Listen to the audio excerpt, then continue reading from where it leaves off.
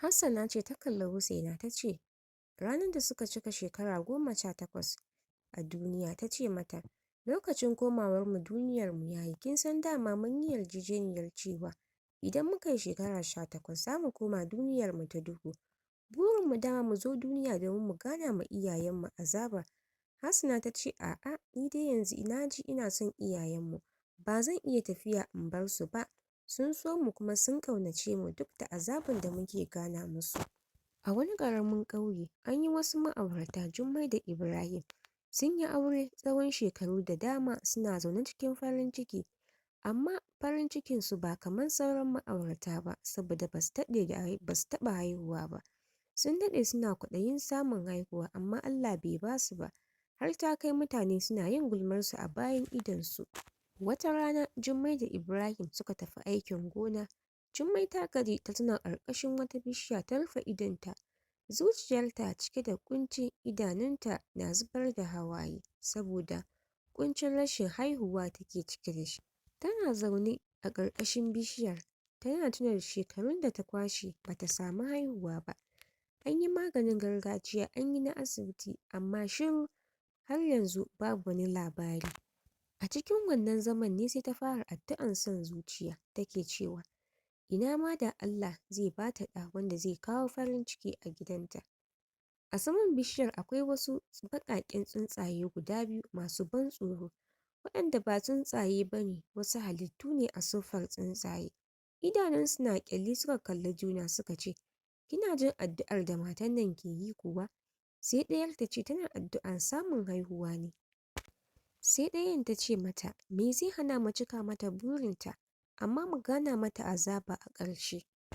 Waɗannan tsuntsayen suka buɗe fuka-fukansu guda biyu, suka shige mahaifiyar Jummai, suka mai da kansu tagwaye ta hanyar iska da kuma sihiri.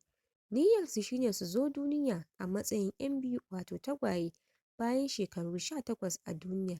Sai su kashe kansu su bar mahaifiyarsu cikin baƙin ciki da damuwa. Bayan wasu kwanaki kaɗan, Jummai ta gano cewa tana ɗauke da juna biyu. Ta yi murna sosai ita da mijinta. Labarin ya cika gari, ya bazu. Ƙauye kowa ya yi farin ciki da wannan ciki da ta samu.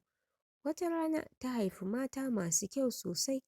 Ta bar musu suna Hassanansu da Usaina.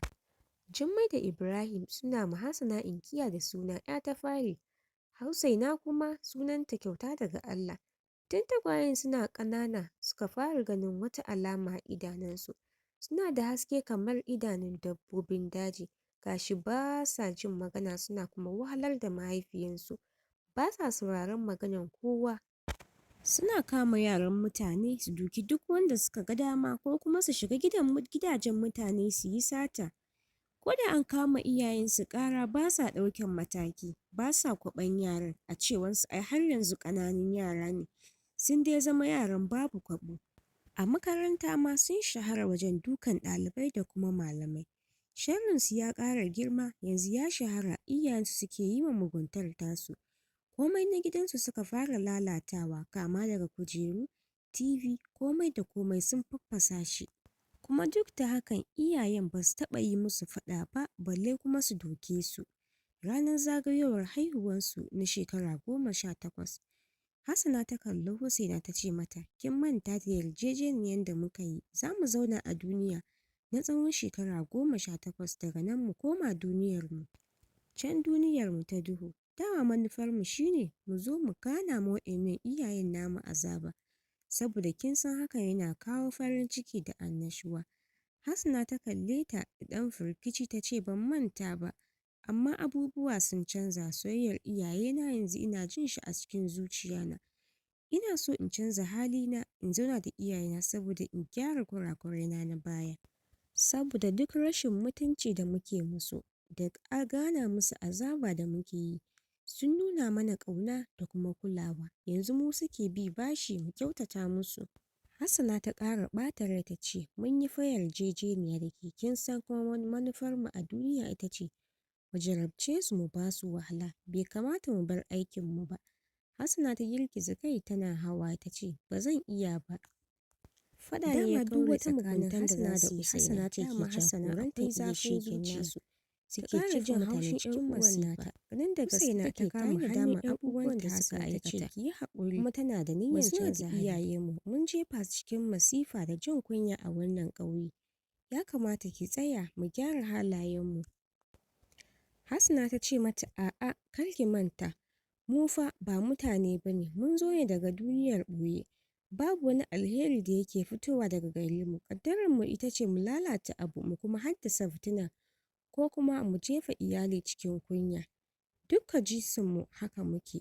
Duniyar duhu ba ma yin alheri. Kar ki kuskura ki canza ƙaddararki, hakan ba zai yi miki kyau ba. Don haka ki biyo ni kawai mu koma. Na san wace ce, na san cewa mu azzalumai ne. Husaina tana kuka ta ce, a'a, amma ƙaunar iyayena ta shiga raina. Na shirya sauyawa zuwa ga Allah in kuma aikata alkhairi. Ina so in gyara hali in kuma roƙi gafarar waɗanda muka zalunta. Hasana ta ga cewa faɗin ba zai ƙare ba. Daga nan ta kwanta a gado, numfashinta ya fara tafiya a hankali. Ta kalli 'yar uwarta ta ce, ki yi haƙuri, ina mai baki haƙuri. Husaina ta kalli 'yar uwanta cikin firgici. Hasken idonta ya rufe, ta faɗi ƙasa ta ƙwala ihu. Iyayensu Jummai da kuma Ibrahim suka shigo ɗakin da gudu, suka tarar da Husaina a kan gawar 'yar uwarta Hasana tana kuka. Suka fara zargin cewa diyarsu kashe ta aka yi saboda yaran ba sa jin magana. Amma Hasana ta san gaskiya, ba kashe ta aka yi ba. Wannan zaɓi ne nata kawai, da ta bar duniyan ta koma inda suka fito ita, domin ci gaba da aikata munanan ayyukan da take yi. Wata rana yayin da Husaina take hanyarta na zuwa masallacin Juma'a, wani hayaƙi ne ya bayyana a gabanta. Ashe Hasana ce tagwayenta. Take fuska cike da fushi ta ce, Husaina, na yi matuƙar jin kunya da ke. Tunda kika zaɓi haske fiye da duhu, kar ki ƙara kiran sunana. Daga yanzu ba ni da wata alaƙa tsakanina da ke, kuma na tsane ki har cikin zuciyata. Husaina ta kalli 'yar uwanta Hasana da murmushi ta ce, na san yanzu mun zama abokan gaba da ni da ke. Kin zaɓi duhu, ni kuma na zaɓi haske. Don haka kowa ya bi hanyar da yake so. Saboda haka ki ɓace daga gabana, kar ki ƙara bayyana a gare ni har abada. Hasana ta ƙara zabga mata harara na ƙarshe ta ɓace kamar hayaƙi. Husaina ta canza gaba ɗaya, ta zama ta gari, ta ƙara girma. Mutane sun fara ƙaunarta. Bayan shekaru guda, Jummai ta sake samun wani cikin. Suka yi murna sosai, ta haifi ɗanta namiji. Husaina ta ji daɗi sosai cewa ta samu ɗan uwa. Aka sanya masa suna Nasir. Husaina tana son wannan ɗan uwanta sosai, ta rene shi da kulawa tsawon shekaru. Har yanzu bata bari iyayenta sun gano wace ce ita ba, ko kuma daga wace duniya ta fito.